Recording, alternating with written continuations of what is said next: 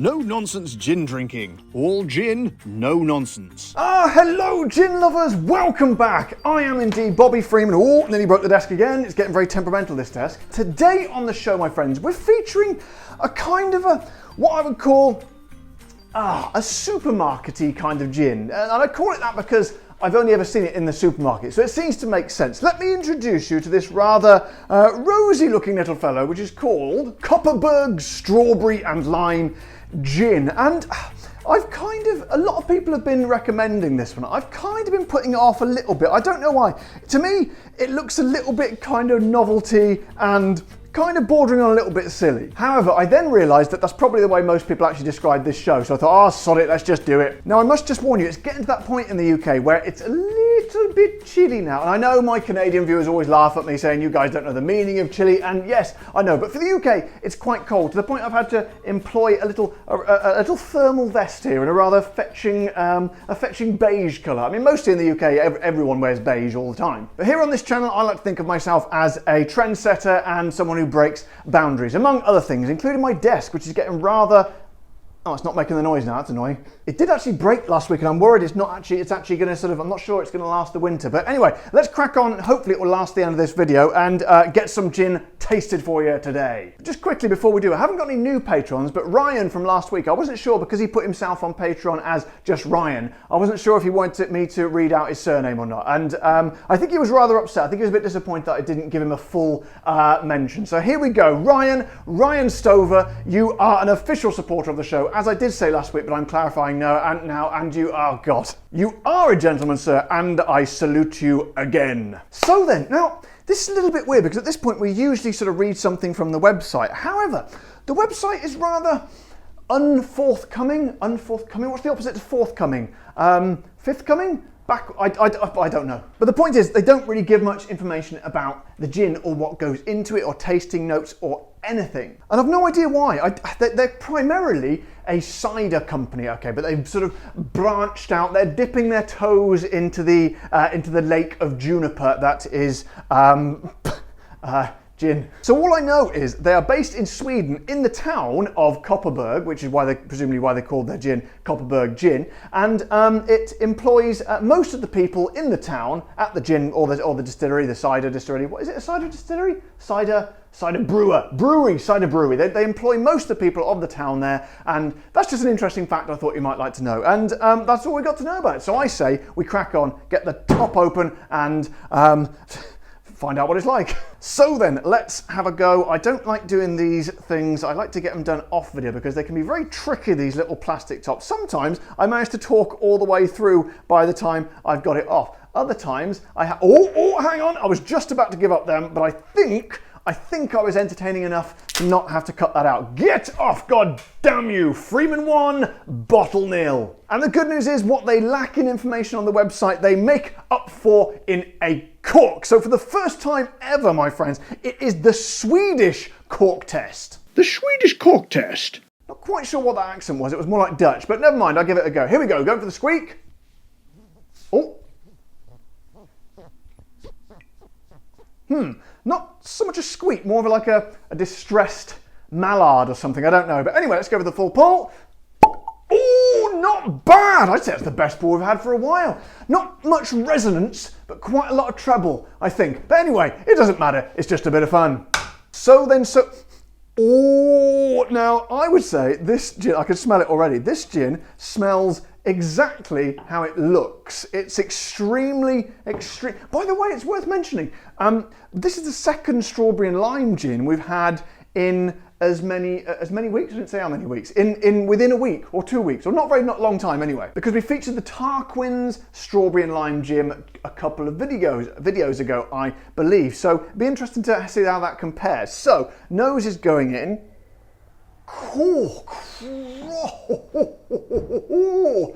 Wow, now that, my friend, is I was going to say an assault on the senses, but a pleasurable assault on the senses. Imagine a pleasurable assault. Imagine being assaulted, but it being a pleasurable experience. It's like hugely, gigantically, heavily bursting, loaded, laden with strawberry, and not a lot else, but it's kind of a sort of a a real intense strawberry. Very much like, I always point over there as if I'm going to see the Beefeater strawberry, but I keep forgetting I haven't actually got it. But very much like the Beefeater strawberry. Do you get any lime?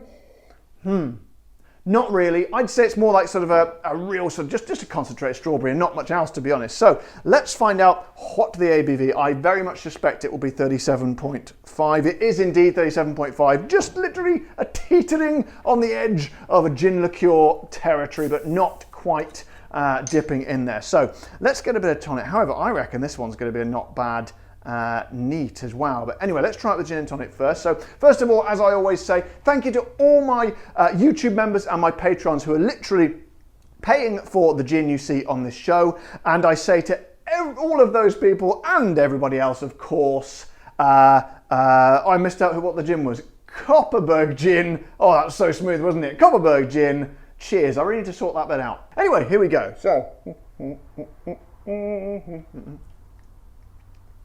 Oh, okay.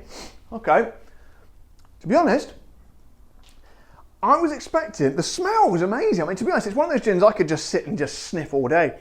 I'd quite happy to just pay for a bottle of that and just sniff it rather than drink it. It's very, very nice. But to be honest,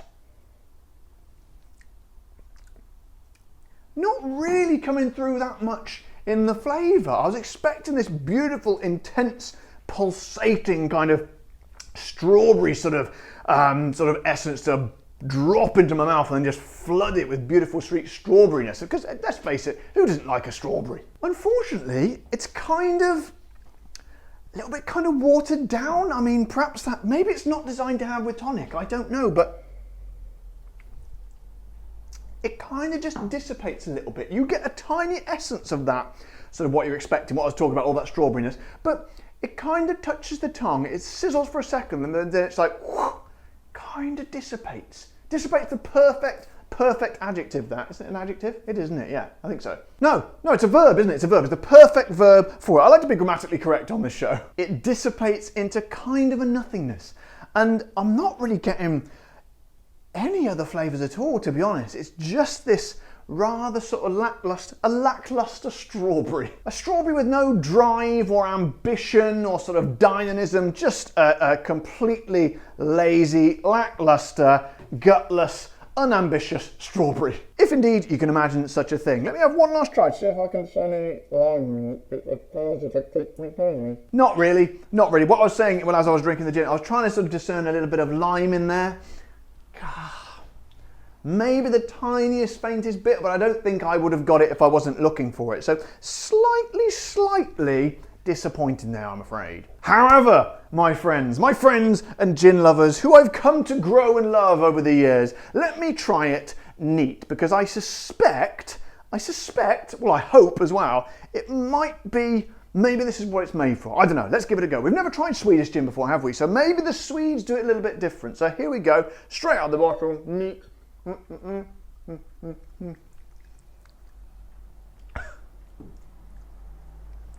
No, not the most detailed and in-depth description there, I know, so let me elaborate for you. And to be honest, there's not much to elaborate on. Again, I thought that sort of smell, how could something smell so strawberry, but then sort of not deliver it? Where's that smell coming from? Surely smell and aroma comes from taste, but I don't know, I'm not a scientist, you'll be surprised to hear. But again, kind of just really disappointing. It doesn't take that, you've got a bit more hit of the ABV, obviously, it's a little bit stronger, but you're not really getting, I think if you're going to buy this bottle, you're buying it for kind of sweetness. And to me, that sweetness isn't being delivered. It's a little bit disappointing. However, my friends, is the price disappointing as well? Well, let me have a look on one of my notes here. So actually, it's pretty good price-wise. In fact, it's very good. It's right down sort of near Beefeater territory. So it's £18, which equates to $24 or about 21 euros. So no matter what you say, that's a very cheap gin. That's one of the cheapest gins you can get, actually.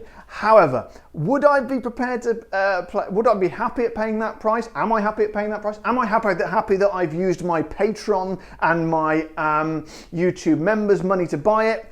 Not really, and I feel a little bit embarrassed, and I feel like I should apologise for doing so. So guys, to sum up, kind of a disappointment really, because occasionally it's nice to have a fun, sweet gin. I know not everyone out there, when I read the comments, by the way, I do read all the comments. A lot of people have been suggesting this, and a lot of people do say they don't like the sweeter gins, but I know there are also lots of people who do. But so I would say to my sort of sweet-toothed gin lovers and fans, if you're thinking of buying this one, it's, you know, it's okay. It's not terrible, but I think if you're buying it expecting something fruity and bright and wonderful, you might come away a little bit disappointed on this occasion. So guys, sorry for the rather lackluster video today, but as I've always said before, I am always honest on this show. You will never hear a dishonest a dishonest word pass my lips. So if you feel you're equally honest as old Freeman here, please don't hesitate to give an honest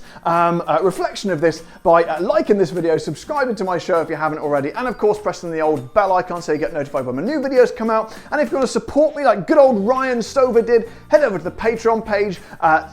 Press the button below this video to join my YouTube members, or indeed buy some of my beautiful merchandise. But until next time guys, you all know the drill. Take care, stay safe, thank you to all my patrons and members, and keep drinking the gin.